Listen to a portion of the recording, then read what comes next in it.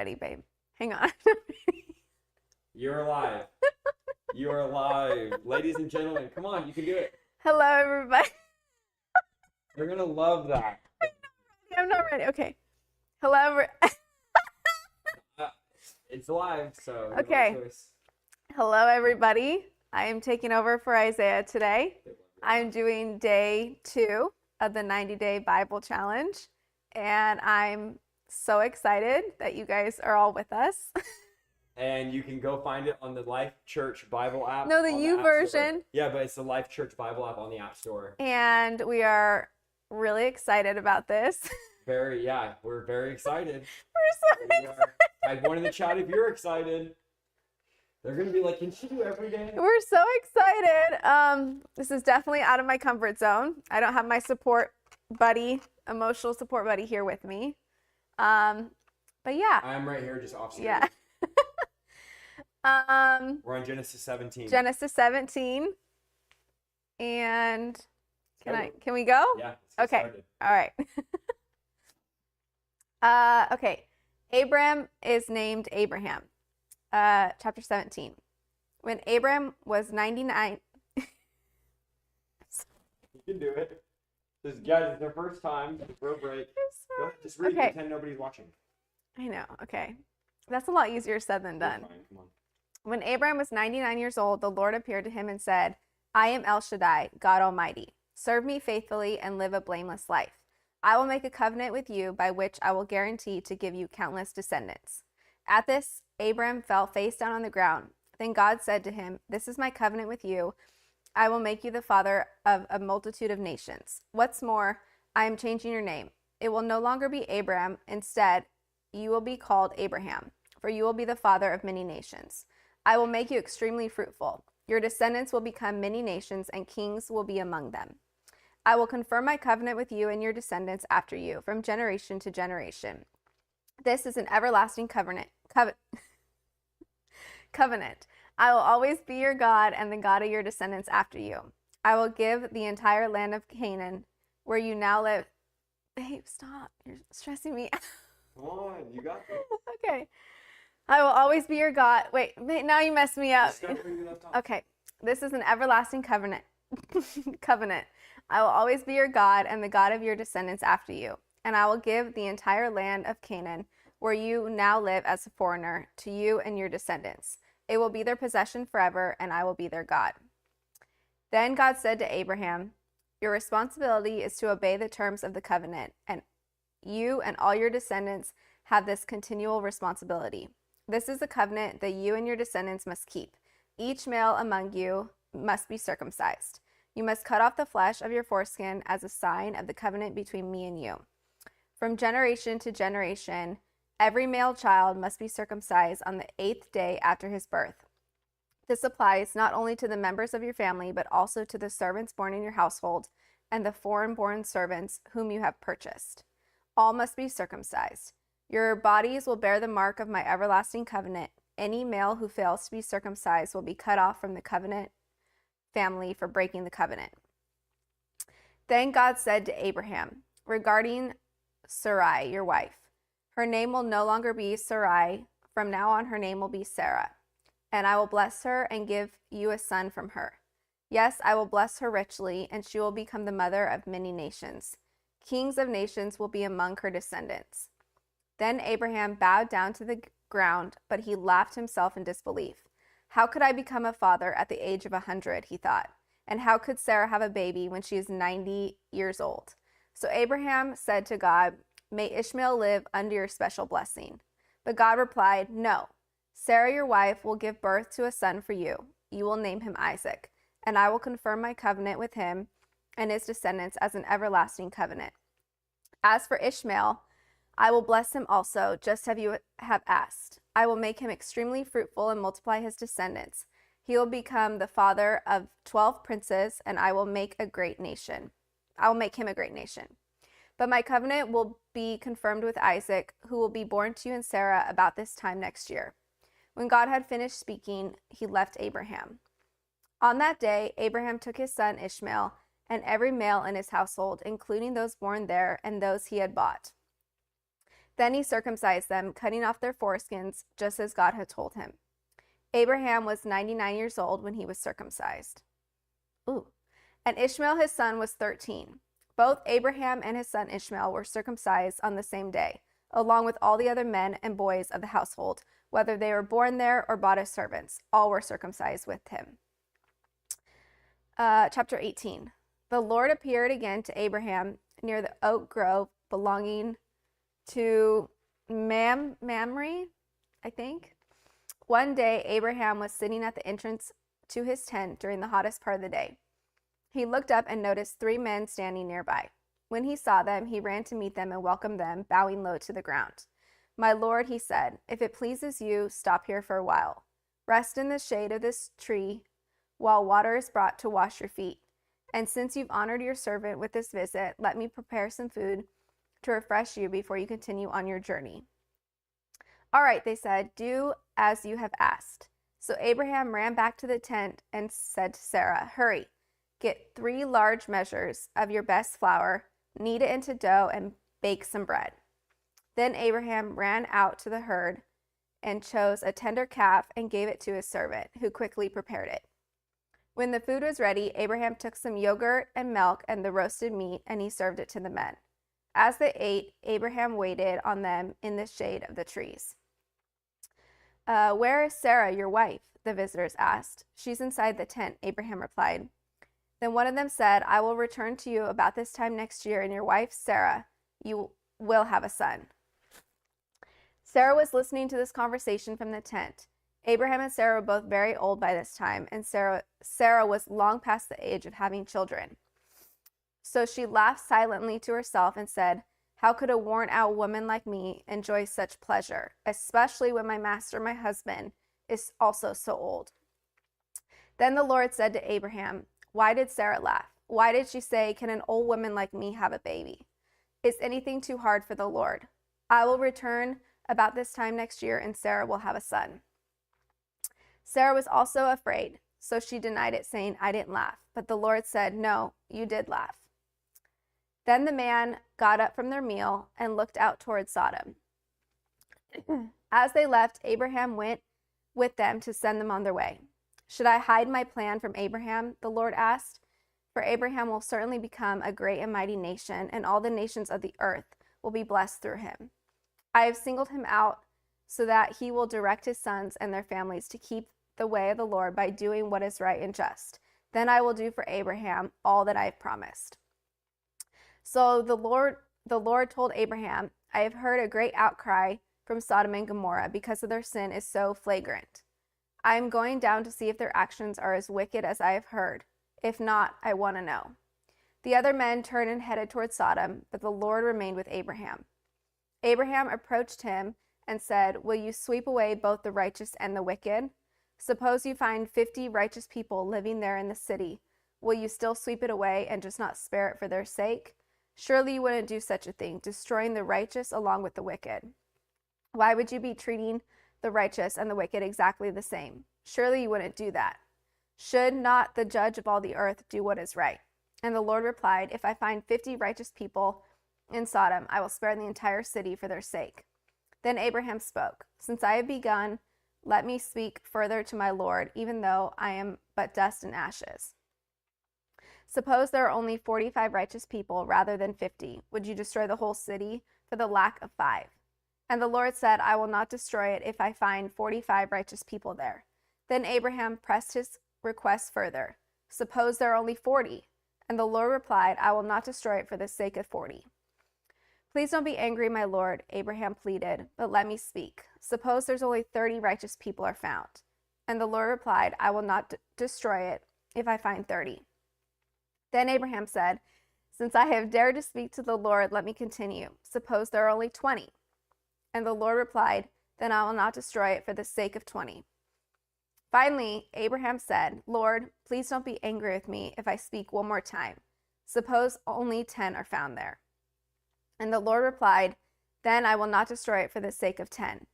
And when the Lord had finished his conversation with Abraham, he went on his way, and Abraham returned to his tent. Chapter 19. That evening, the two angels came to the entrance of the city of Sodom. Lot was sitting there, and when he saw them, he stood up to meet them. Then he welcomed them, bowed with his face to the ground. My lords, he said, come to my house and wash your feet and be my guests for the night. You may then get up early in the morning and be on your way again. Oh, no, they replied. We'll just spend the night out here in the city square. But Lot insisted. So at last they went home with him. Lot prepared a feast for them, complete with fresh bread made without yeast, and they ate. But before they retired for the night, all the men of Sodom, young and old, came from all over the city and surrounded the house. They shouted to Lot, where are the men who have come to spend the night with you? Bring them out to us so we can have sex with them. So Lot stepped outside to talk to them, shutting the door behind him. Please, my brothers, he begged, don't do such a wicked thing. Look, I have 2 virgin daughters. Let me bring them out to you so you can do with them as you wish. But please, leave these men alone, for they are my guests and under my protection. Stand back, they shouted. This fellow came to the town as an outsider, and now he's acting like our judge. We'll treat you far worse than those other men. They laughed, and they lunged towards Lot to break down the door. But the 2 angels reached out, pulled Lot into the house, and bolted the door. Then they blinded all the men, young and old, who were at the door of the house, so they gave up trying to get inside. Meanwhile, the angels questioned Lot. Do you have any other relatives here in the city? They asked. Get them out of this place, your sons-in-law, sons, daughters, or anyone else, for we are about to destroy the city completely. The outcry against this place is so great, it has reached the Lord, and he sent us to destroy it. So Lot rushed out to tell his daughters' fiancés, quick, get out of this city. The Lord is about to destroy it. But the young men thought he was only joking. At dawn the next morning, the angels became insistent. Hurry, they said to Lot. Take your wife and your 2 daughters who are here. Get out right now, or you'll be swept away in the destruction of the city. When Lot still hesitated, the angels seized his hand and the hands of his wife and 2 daughters and rushed them to safety outside the city, for the Lord was merciful. When they were safely out of the city, one of the angels ordered, run for your lives. Don't look back or stop anywhere in the valley. Escape to the mountains or you'll be swept away. Oh, no, my lord, Lot begged. You have been so gracious to me and saved my life. You have shown such great kindness. But I cannot go to the mountains. Disaster would catch up to me there and I would soon die. See, there's a small village nearby. Please let me go there instead. Don't you see how small it is? Then my life will be saved. All right, the angel said, I will grant your request. I will not destroy the little village, but hurry, escape to it, for I can do nothing until you arrive there. This explains why the village was known as Zor, which means little place. Lot reached the village just as the sun was rising over the horizon. Then the Lord rained down fire and burning sulfur from the sky on Sodom and Gomorrah. He utterly destroyed them along with the other cities and villages of the plain, wiping out all the people and every bit of vegetation. But Lot's wife looked back as she was following behind him, and she turned into a pillar of salt. Abraham got up early that morning and hurried to the place where he had stood in the Lord's presence.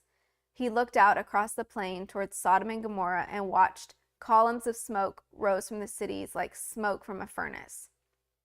But God had listened to Abraham's request and kept Lot safe, removing him from the disaster that engulfed the cities on the plain. Afterwards, Lot left Zor because he was afraid of the people there, and he went to live in a cave in the mountains with his 2 daughters. One day, the older daughter said to her sister, there are no men left anywhere in this entire area, so we can't get married like everyone else, and our father will soon be too old to have children. Come, let's get drunk with wine, and then we will have sex with him. That way we will preserve our family line through our father. So that night they got him drunk with wine, and the older daughter went in, had intercourse with her father.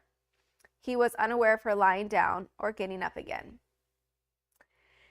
The next morning, the older daughter said to her younger sister, I had sex with our father last night. Let's get him drunk with that wine again tonight, and you go in and have sex with him.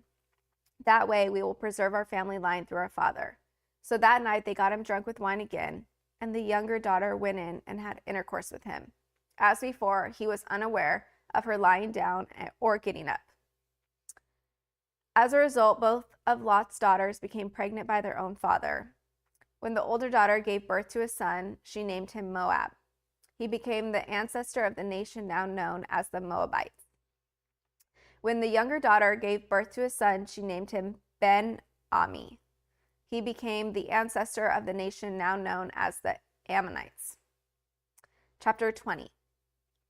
Abraham moved south to Negev and lived for a while between Kadesh and Shur, and then he moved on to Gerar, I don't know, while living there as a foreigner.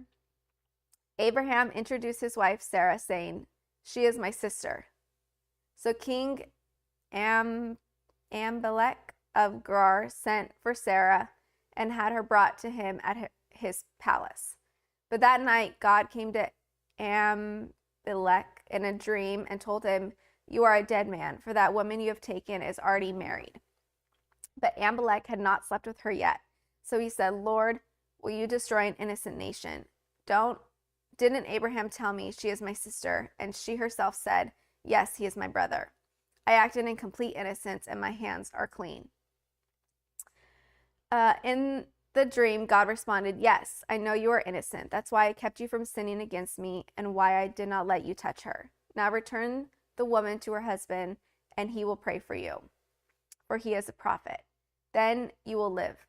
But if you don't return her to him, you can be sure that you and all your people will die." So Amalek got up early the next morning and quickly called all his servants together. When he told them what had happened, his men were terrified. Then Amalek called for Abraham. "What have you done to us?" he demanded. "What crime have I committed that deserves treatment like this, making me and my kingdom guilty of this great sin? No one should ever do what you have done. Whatever possessed you to do such a thing?" Abraham replied, "I thought, this is a godless place, and they will want my wife and will kill me to get her. And she really is my sister, for we both have the same father, but different mothers. And then I married her. When God called me to leave my father's home and travel from place to place, I told her, 'Do me a favor. Wherever we go, tell the people that I am your brother.' Then Amalek took some of his sheep and goats, cattle, and male and female servants, and he presented them to Abraham. He also returned his wife Sarah to him. Then Amalek said, 'Look over my land and choose any place where you would like to live.' Then he said to Sarah, 'Look, I'm giving your brother 1,000 pieces of silver in the presence of all these witnesses. This is to compensate you for any wrong I may have done to you. This will settle any claim against me, and your reputation is cleared.' Then Abraham said to God, Then Abraham prayed to God, and God healed Amalek, his wife, and his female servant, so they could all have children. For the Lord had caused all the women to be infertile because of what happened with Abraham's wife Sarah. 21. The Lord has kept his word and did for Sarah exactly what he had promised. She became pregnant and gave birth to a son for Abraham in his old age. This happened at just the time God had said it would. And Abraham named their son Isaac. 8 days after Isaac was born, Abraham circumcised him as God had commanded. Abraham was 100 years old when Isaac was born. And Sarah declared, "God has brought me laughter, and all who hear about this will laugh with me." Who would have said to Abraham and Sarah would nurse a baby? Yet I have given Abraham a son in his old age. When Isaac grew up, he was about to be weaned. Abraham prepared a huge feast to celebrate the occasion. But Sarah saw Ishmael, the son of Abraham, and her Egyptian servant Hagar, making fun of her son Isaac. So she turned to Abraham and demanded, "Get rid of that slave woman and her son. He is not going to share the inheritance with my son Isaac. I won't have it." This upset Abraham very much because Ishmael was his son. But God told Abraham, "Don't be upset over the boy and your servant. Do whatever Sarah tells you, for Isaac is the son through whom your descendants will be counted. But I will also make a nation of the descendants of Hagar's son, because he is your son too." So Abraham got up early the next morning, prepared food and a container of water, and strapped them on Hagar's shoulders. Then he sent her away with their son, and she wandered aimlessly in the wilderness of Beersheba. When the water was gone, she put the boy in the shade of a bush. Then she went and sat down by herself about 100 yards away. I don't want to watch the boy die, she said, as she burst into tears. But God heard the boy crying, and the angel of God called to Hagar from heaven. Hagar, what's wrong? Don't be afraid. God has heard the boy crying as he lies there. Go to him and comfort him, for I will make a great nation of his descendants. Then God opened Hagar's eyes, and she saw a well full of water. She quickly filled her water container and gave the boy a drink. Okay. And God was with the boy as he grew up in the wilderness, and he became a skillful archer. And he settled in the wilderness of Paran. His mother arranged for him to marry a woman from the land of Egypt. About this time, Amalek came with Phicol, not sure about that one, his army commander, to visit Abraham. God is obviously with you, helping you in everything you do, Amalek said. Swear to me in God's name that you will never deceive me, my children, or any of my descendants. I have been loyal to you, so now swear that you'll be loyal to me and to this country where you're living as a foreigner. Abraham replied, yes, I swear to it. Then Abraham complained to Amalek about a well that Amalek's servants had taken by force from Abraham's servants. This is the first I've heard of it, Amalek answered. I have no idea who is responsible. You have never complained about this before. Abraham then gave some of his sheep, goats, cattle to Amalek, and they made a treaty. But Abraham also took 7 additional female lambs and set them off by themselves. Amalek asked, why have you set these 7 apart from the others? Abraham replied, please accept these 7 lambs to show your agreement that I dug this well. Then he named the place Beersheba, which means well of the oath, because that is where they had sworn the oath. After making a covenant at Beersheba, Amalek left with Phicol, not sure, the commander of his army, and they returned home to the land of the Philistines. Then Abraham planted a tamarisk tree at Beersheba, and there he worshipped the Lord, the eternal God. And Abraham lived as a foreigner in the Philistine country for a long time. Chapter 22. Sometime later, God tested Abraham's faith. Abraham, he called. Yes, he replied, here I am. Take your son, your only son, yes, Isaac, whom you love so much, and go to the land of Moriah. Go and sacrifice him as a burnt offering on one of the mountains, which I will show you. The next morning, Abraham got up early. He saddled his donkey and took 2 of his servants with him, along with his son Isaac. Then he chopped wood for a fire for a burnt offering and set out for a place God had told him about. On the 3rd day of their journey, Abraham looked up and saw a place in the distance. Stay here with the donkey, Abraham told his servants. The little boy and I will travel a little farther. We will worship there, and then we will come right back. So Abraham placed the wood for the burnt offering on Isaac's shoulders, while he himself carried the fire and the knife. As the 2 of them walked on together, Isaac turned to Abraham and said, Father? Yes, my son, Abraham replied.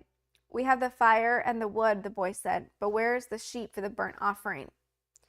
God will provide a sheep for the burnt offering, my son, Abraham answered, and they both walked on together.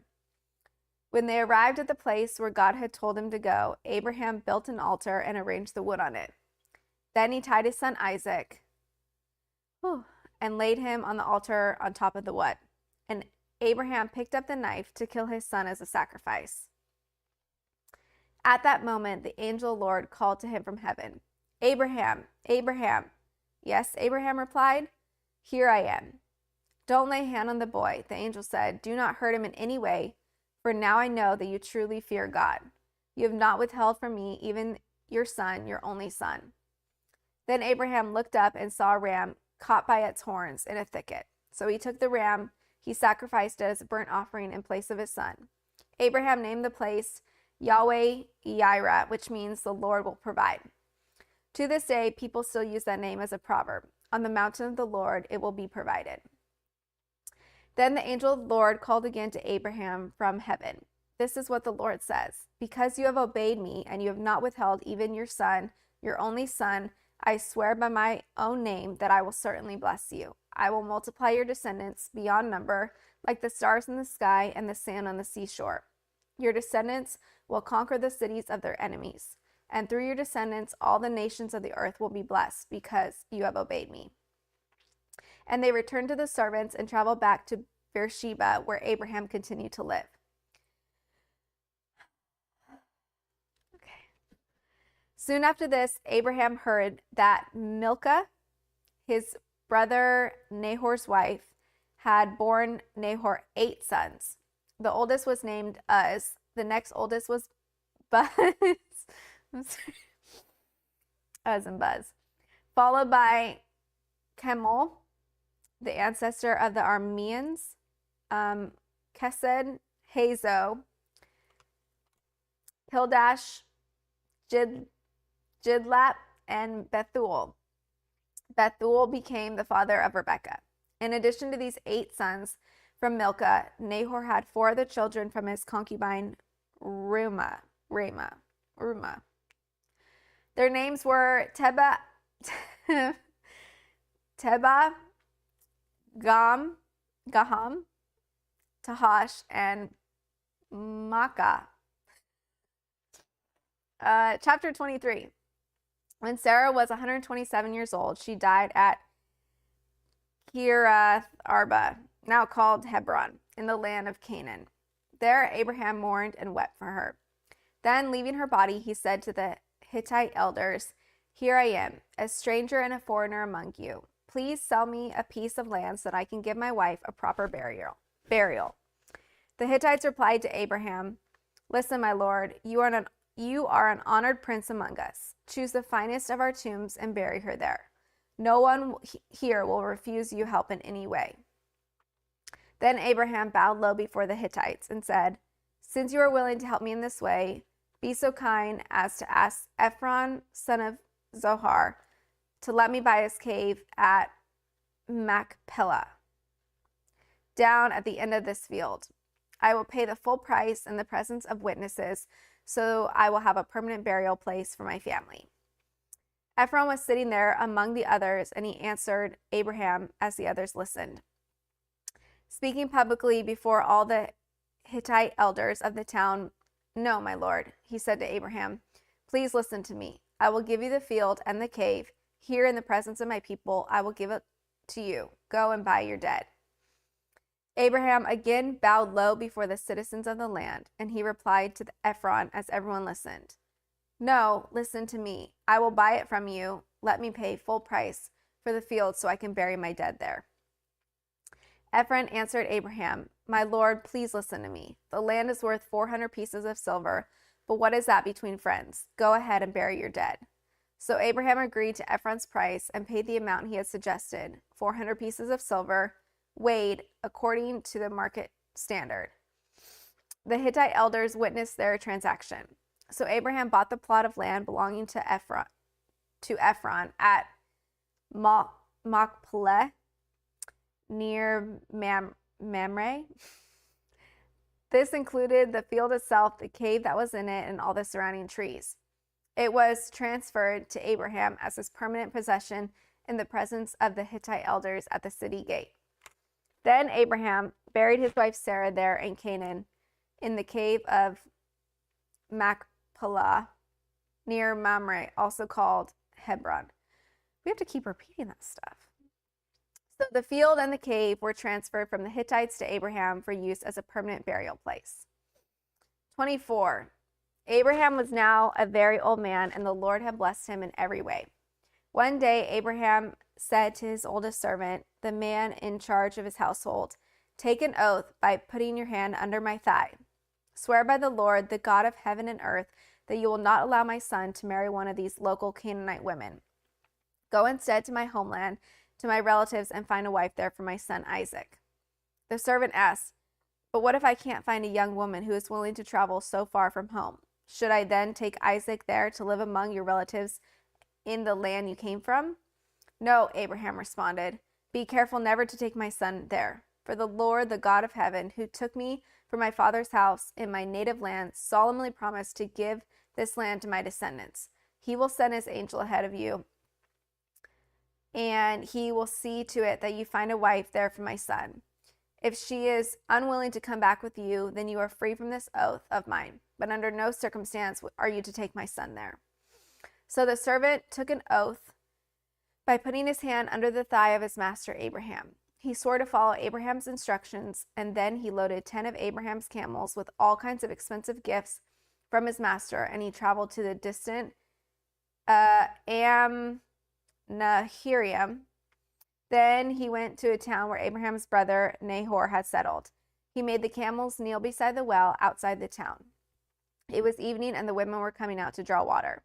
"O Lord, God of my master Abraham," he prayed, "please give me success today and show unfailing love to my master Abraham.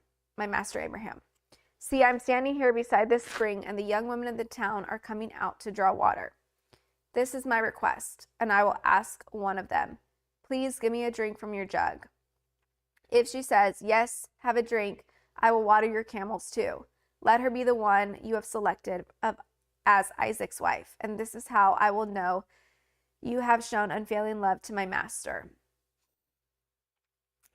Before he finished praying, he saw a young woman named Rebecca coming out with her water jug on her shoulder. She was the daughter of Bethuel, who was the son of Abraham's brother Nahor and his wife Milcah. Rebecca was very beautiful and old enough to be married, but she was still a virgin. She went down to the spring, filled her jug, and came up again. Running over to her, the servant said, "Please give me a little drink of water from your jug." "Yes, my lord," she answered, "have a drink." And she quickly lowered her jug from her shoulder to give him a drink. When she had given him a drink, she said, "I'll draw water for your camels too, until they've had enough to drink." So she quickly emptied her jug into the watering trough and ran back to the well to draw water for all his camels. The servant watched her in silence, wondering whether or not the Lord had given him success in his mission. Then at last, when the camels had finished drinking, he took out a gold ring for her nose and 2 large gold bracelets for her wrist. "Whose daughter are you?" he asked. "And please tell me, would your father have any room to put us up for the night?" "I am the daughter of Bethuel," she replied. "My grandparents are Nahor and Milcah." "Yes, we have plenty of straw and feed for the camels, and we have room for guests." The man bowed low and worshipped the Lord. "Praise the Lord, the God of my master Abraham," he said. "The Lord has shown unfailing love and faithfulness to my master, for he has led me straight to my master's relatives." The young woman ran home to tell her family everything that had happened. Now Rebekah had a brother named Laban, who ran out to meet the man at the spring.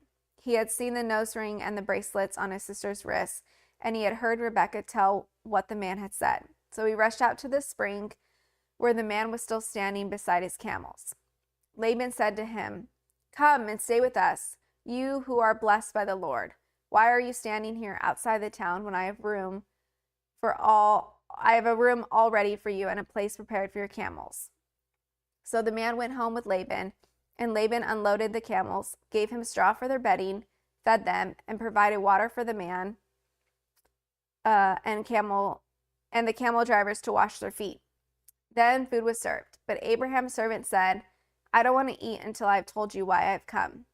"All right," Laban said, "tell us." "I am Abraham's servant," he explained, "and the Lord has greatly blessed my master. He has become a wealthy man. The Lord has given him flocks of sheep and goats, herds of cattle, and fortune in silver and gold, and many male and female servants, and camels and donkeys. When Sarah, my master's wife, was very old, she gave birth to my master's son, and my master has given him everything he owns. And my master made me take an oath," he said. "Do not allow my son to marry one of these local Canaanite women. Go instead to my father's house, to my relatives, and find a wife there for my son." But I said to my master, "What if I can't find a young woman who is willing to go back with me?" He responded, "The Lord, in whose presence I have lived, will send his angel with you and will make your mission successful. Yes, you must find a wife for my son from among my relatives, for my father's family. Then you will have fulfilled your obligation. But if you go to my relatives and they refuse to let her go with you, you will be free from my oath." So today when I came to the spring, I prayed this prayer. O Lord, God of my master Abraham, please give me success on this mission. See, I'm standing here beside the spring. This is my request. When a young woman comes to draw water, I will say to her, please give me a little drink of water from your jug. If she says, yes, you can have a drink, and I will draw water for your camels too, let her be the one you have selected to be the wife of my master's son. Before I had finished praying in my heart, I saw Rebekah coming out with her water jug on her shoulder. She went down to the spring and drew water. So I said to her, please give me a drink. She quickly lowered her jug from her shoulder and said, yes, have a drink, and I will water your camels too. So I drank, and then she watered the camels. Then I asked, whose daughter are you? She replied, I am the daughter of Bethuel, and my grandparents are Nahor and Milcah. So I put the ring on her nose and the bracelets on her wrist. Then I bowed low and worshiped the Lord. I praised the Lord, the God of my master, Abraham, because he had led me straight to my master's niece to be his son's wife. So tell me, will you or won't you show unfailing love and faithfulness to my master? Please tell me yes or no. Then I'll know what to do next. Then Laban and Bethuel replied, the Lord has obviously brought you here, so there's nothing we can say. Here is Rebekah, take her and go. Yes, let her be the wife of your master's son, as the Lord has directed. When Abraham's servant heard the answer, he bowed down to the ground and worshipped the Lord. Then he brought out silver and gold jewelry and clothing and presented them to Rebekah. He also gave expensive presents to her brother and mother. Then they ate their meal, and the servant and the men with him stayed there overnight. But early the next morning, Abraham's servant said, send me back to my master. But we want Rebekah to stay with us at least 10 days. Her brother and mother said, then she can go. But he said, don't delay me.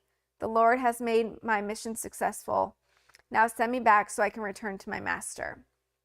Well, they said, we'll call Rebekah and ask her what she thinks. So they called Rebekah, and they said, are you willing to go with this man? They asked. She replied, yes, I will go. So they said goodbye to Rebekah, and they sent her with Abraham's servant and his men.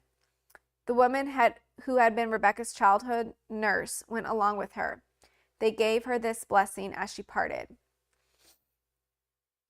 Our sister, may you become the mother of many millions. May your descendants be strong and conquer the cities of their enemies. Then Rebekah and her servant girls mounted the camels and followed the man. So Abraham's servant took Rebekah and went on his way. Meanwhile, Isaac, whose home was in Negev, had returned from Beer Laharoi. One evening, as he was walking and meditating in the fields, he looked up and saw the camels coming. When Rebekah looked up and saw Isaac, she quickly dismounted from her camel. Who is that man walking through the fields to meet us? She asked the servant.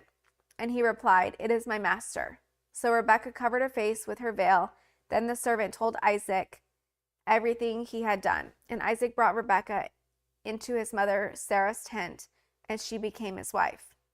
He loved her deeply, and she was a special comfort to him after the death of his mother. 25. What did you say we go to? 28. 28? Yep. 28? You're almost there. It's a lot. Oh my goodness. Okay, almost there. It is a lot. It seems like a lot more when you're the one doing it. Okay, 25. Abraham married another wife whose name was, oh no, look at all the names. Keturah. She gave birth to Zimran, Jokshan, Midian, Ishbak, and Shahua. I don't know. Jokshan was the father of Sheba and Dedan, and Dedan's descendants were the Ashurites, Ledushites, Lemurites. Midian's sons were oh gosh, this is a lot. Epher, Hanok, Abida, I don't know. Elda, these were all descendants of Abraham through Keturah. Abraham gave everything he owned to his son Isaac. But before he died, he gave gifts to the sons of his concubines and sent them off to the land in the east away from Isaac. Abraham lived for 175 years, and he died at a ripe old age. Having lived a long and satisfying life, he breathed his last and joined his ancestors in death.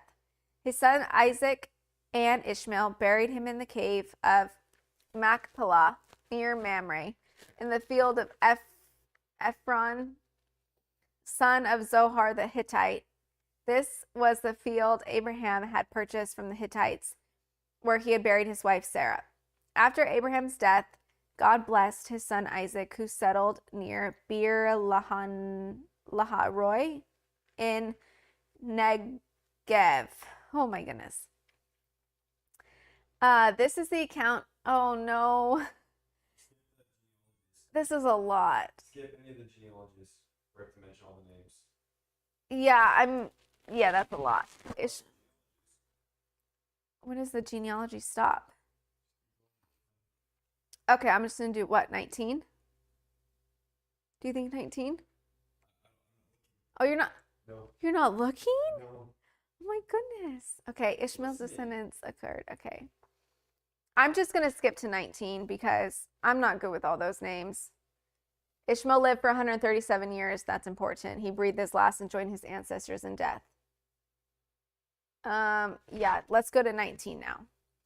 This is the account of the family of Isaac, the son of Abraham. When Isaac was 40 years old, he married Rebekah, the daughter of Bethuel the Aramean from Padam Aram, and the sister of Laban the Aramean. Isaac pleaded with the Lord on his behalf of his wife because she was unable to have children.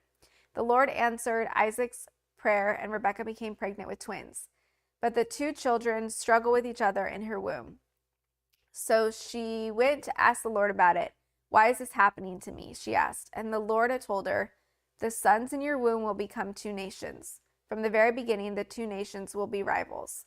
One nation will be stronger than the other, and your older son will serve your younger son. And when the time came to give birth, Rebekah discovered that she indeed did have twins. The first one was very red at birth and covered with thick hair like a fur coat, so they named him Esau. The other twin was born with his hand grasping Esau's heel, so they named him Jacob. Isaac was 60 years old when the twins were born. 27. As the boys grew, Esau became a skillful hunter.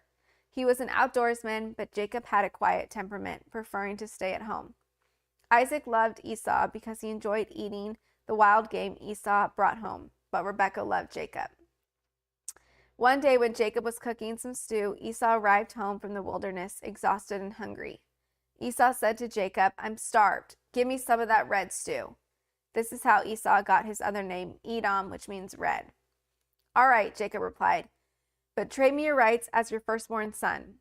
Look, I am dying of starvation, said Esau. What good is my birthright to me now?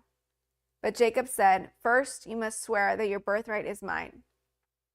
So Esau swore an oath, thereby selling all his rights as the firstborn to his brother Jacob. Then Jacob gave Esau some bread and lentil stew. Esau ate the meal, then he got up and left. He showed contempt for his rights as the firstborn. 26. A severe famine now struck the land, as had happened before in Abraham's time. So Isaac moved to Gerar, where Amalek, king of the Philistines, lived. The Lord appeared to Isaac and said, do not go down to Egypt, but do as I tell you. Live here as a foreigner in this land, and I will be with you and bless you. I hereby confirm that I will give all these lands to you and your descendants, just as I solemnly promised Abraham your father. I will cause your descendants to become numerous as the stars in the sky, and I will give them all these lands.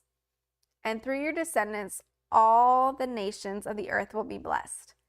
I will do this because Abraham listened to me and obeyed all my requirements, commands, decrees, and instructions. So Isaac stayed in Gerar. When the men who lived there asked Isaac about his wife Rebekah, he said, she is my sister. He was afraid to say, she is my wife. He thought, they will kill me to get her because she is so beautiful. But sometime later, Amalek, king of the Philistines, looked out his window and saw Isaac caressing Rebekah. Immediately, Amalek called for Isaac and exclaimed, "She is obviously your wife. Why did you say that she is my sister?" "Because I was afraid someone would kill me to get her from me," Isaac replied. "How could you do this to us?" Amalek exclaimed. "One of my people might have easily taken your wife and slept with her, and you would have made us guilty of a great sin." Then Amalek issued a public proclamation: "Anyone who touches this man or his wife will be put to death." When Isaac planted his crops that year, he harvested 100 times more grain than he had planted, for the Lord had blessed him. He became a very rich man, and his wealth continued to grow. He acquired so many flocks of sheep and goats, herds of cattle, and servants that the Philistines became jealous of him. So the Philistines filled up all of Isaac's wells with dirt. These were the wells that had been dug by the servants of his father Abraham. Finally, Amalek ordered Isaac to leave the country. "Go somewhere else," he said, "for you have become too powerful for us." So Isaac moved away from Gerar Valley, where he set up their tents and settled down. He reopened the wells his father had dug, which the Philistines had filled in after Abraham's death. Isaac also restored the names Abraham had given them. Isaac's servants also dug in the Gerar Valley and discovered a well of fresh water. But then the shepherds from Gerar came and claimed the spring. "This is our water," they said, and they argued over it with Isaac's herdsmen. So Isaac named the well Esek, which means argument. Isaac's men then dug another well, but again there was a dispute over it. So Isaac named it Sitnah, which means hostility.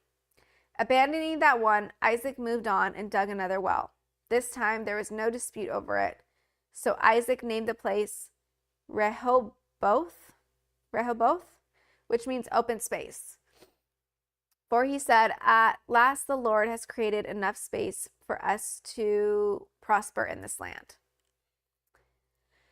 From there, Isaac moved to Beersheba, where the Lord appeared to him on the night of his arrival. "I am the God of your father Abraham," he said. "Do not be afraid, for I am with you, and I will bless you. I will multiply your descendants, and they will become a great nation. I will do this because of my promise to Abraham, my servant." Then Isaac built an altar there and worshiped the Lord. He set up his camp at that place, and his servants dug another well. One day, King Amalek came from Gerar with his advisor, Ahuzath. Oh, and also Phicol, his army commander. "Why have you come here?" Isaac asked. "You obviously hate me, since you kicked me off your land." They replied, "We can plainly see that the Lord is with you, so we want to enter into a sworn treaty with you. Let's make a covenant. Swear that you will not harm us, just as we have never troubled you. We have always treated you well, and we sent you away from us in peace. And now look how the Lord has blessed you." So Isaac prepared a covenant feast to celebrate the treaty, and they ate and drank together. Early the next morning, they each took a solemn oath not to interfere with each other. Then Isaac sent them home again, and they left him in peace. That very day, Isaac's servants came and told him about a new well that they had dug. "We found water," they exclaimed. So Isaac named the well Sibah, which means oath. And to this day, the town that grew up there is called Beersheba, which means well of oath. At the age of 40, Esau married two Hittite wives, Judith, the daughter of Beeri, and Basemath, the daughter of Elon. But Esau's wives made life miserable for Isaac and Rebekah. 27. Doing it. All right, I'm almost there. You said 28, right? Yeah. Okay. One day when Isaac was old and turning blind, he called for Esau, his older son, and said, "My son." "Yes, father," Esau replied.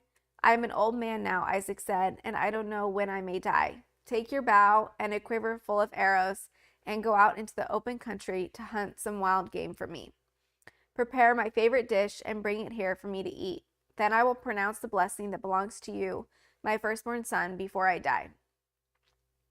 But Rebekah overheard what Isaac had said to his son Esau. So when Esau left to hunt for the wild game, she said to her son Jacob, "Listen, I overheard your father say to Esau, 'Bring me some wild game and prepare a delicious meal. Then I will bless you in the Lord's presence before I die. Now, my son, listen to me. Do exactly as I tell you. Go out to the flocks and bring me 2 fine young goats. I'll use them to prepare your father's favorite dish. Then take the food to your father so he can eat it and bless you before he dies.' But look," Jacob replied to Rebekah, "my brother Esau is a hairy man, and my skin is smooth. What if my father touches me? He'll see that I am trying to trick him, and then he'll curse me instead of blessing me." But his mother replied, "Then let the curse fall on me, my son. Just do what I tell you. Go out and get the goats for me." So Jacob went out and got the young goats for his mother, Rebekah, and took them and prepared a delicious meal just the way that Isaac liked it. Then she took Esau's favorite clothes, which were there in the house, and she gave them to her younger son, Jacob. She covered his arms and the smooth part of his neck with the skin of young goats, and she gave Jacob the delicious meal, including freshly baked bread. So Jacob took the food to his father. "My father," he said. "Yes, my son," Isaac answered. "Who are you, Esau or Jacob?" Jacob replied, "It's Esau, your firstborn son. I've done as you told me. Here's the wild game. Now sit up and eat it so you can give me the blessing." Isaac asked, "How did you find it so quickly, my son?" "And the Lord your God put it in my path," Jacob replied. Then Isaac said to Jacob, "Come closer so I can touch you and make sure that you really are Esau." So Jacob went closer to his father, and Isaac touched him. "The voice is Jacob's, but the hands are Esau's," Isaac said. But he did not recognize Jacob because Jacob's hands felt hairy just like Esau's. So Isaac prepared to bless Jacob. "But are you really my son Esau?" he asked. "Yes, I am," Jacob replied. Then Isaac said, "Now, my son, bring me the wild game. Let me eat it, and then I will give you my blessing." So Jacob took the food to his father, and Isaac ate it. He also drank the wine that Jacob served him. Then Isaac said to Jacob, "Please come a little closer and kiss me, my son." So Jacob went over and kissed him, and when Isaac caught the smell of his clothes, he was finally convinced. And he blessed his son. He said, "Ah, the smell of my son is like the smell of the outdoors, which the Lord has blessed." From the dew of heaven and the richness of the earth, may God always give you abundant harvest of grain and bountiful new wine. May many nations become your servants, and may they bow down to you. May you be the master over your brothers, and may your mother's sons bow down to you. All who curse you will be cursed, and all who bless you will be blessed."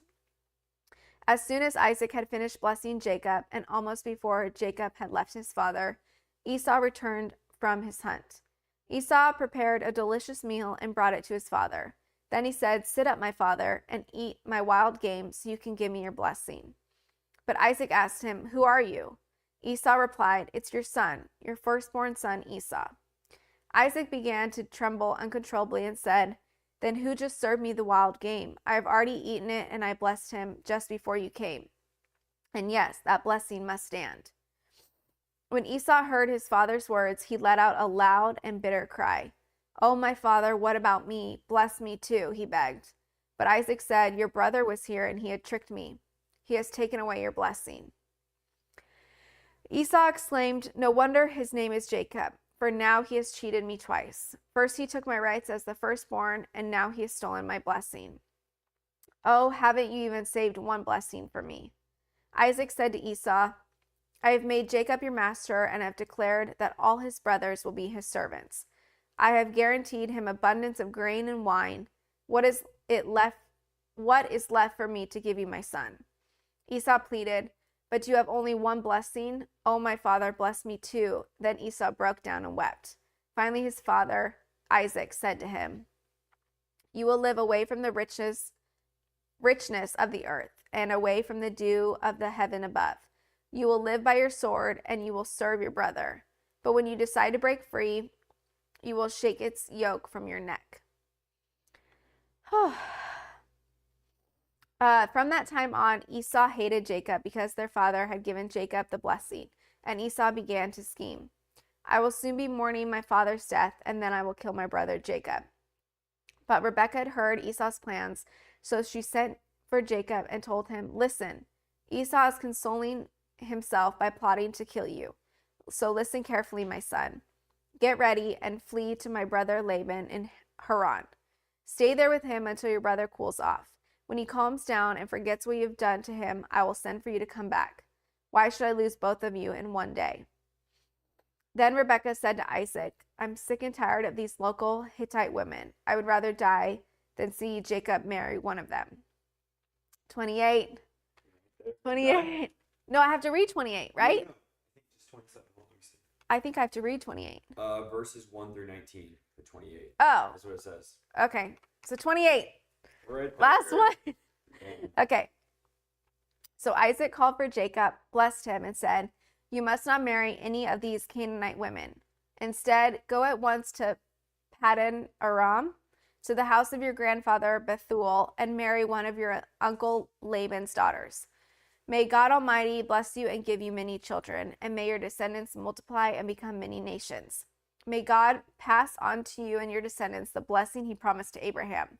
May you own this land where you are now living as a foreigner, for God gave this land to Abraham. So Isaac sent Jacob away. He went to Paddan Aram to stay with his uncle Laban, his mother's brother, the son of Bethuel and Aramean. I don't know. Esau knew that his father Isaac had blessed Jacob and sent him to Paddan Aram to find a wife. That he had warned Jacob, You must not marry a Canaanite woman.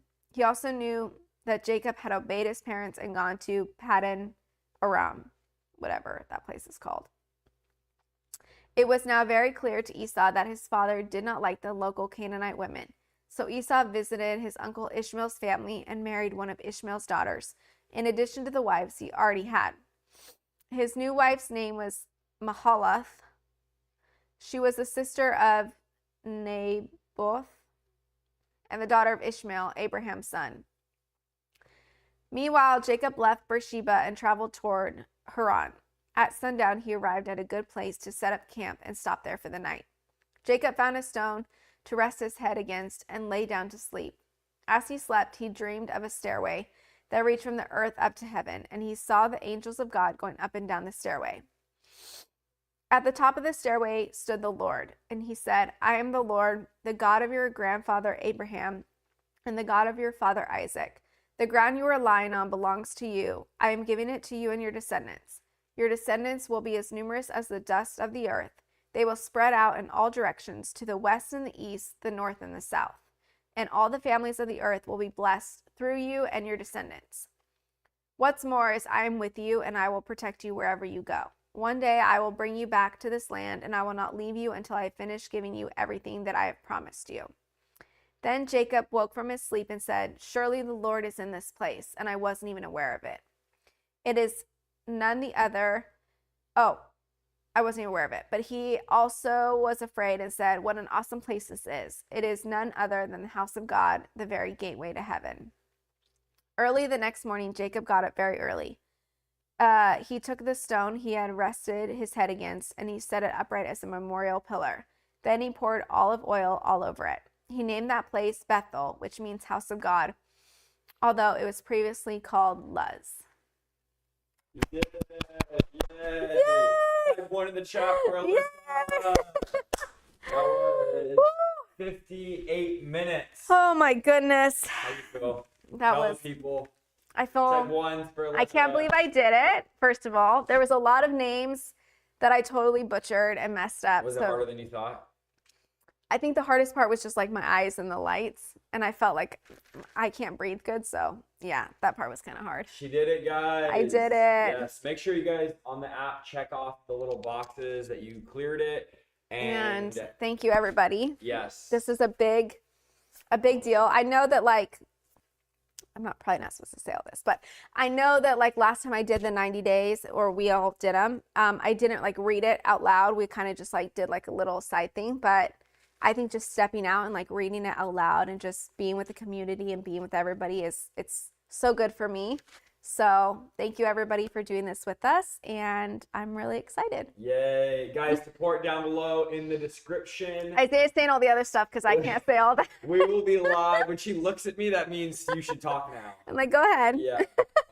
Make sure you guys support down below. Monthly partner, get the book that's in the description. Support we're doing. We're live every day for 90 days. Yep. We'll be live again tomorrow at 2 p.m. 2 p.m. Not p.m. 2 p.m. I will be reading the Bible. All right. We love you guys. Thank you. Bye. Thank you. See you guys. Bye. Have a great day. Bye.